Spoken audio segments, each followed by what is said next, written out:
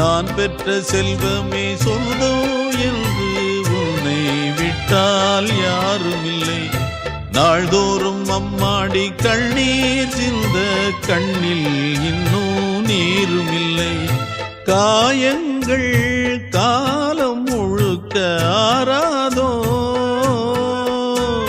நான் செய்த பாவ கணக்கும் தீராதோ. மகிழம்பூவே எந்தன் மணிமுத்தே, குழலை போலே தினம் மழலை பேசும் இளம் பூங்கொத்தே பூங்கொத்தே.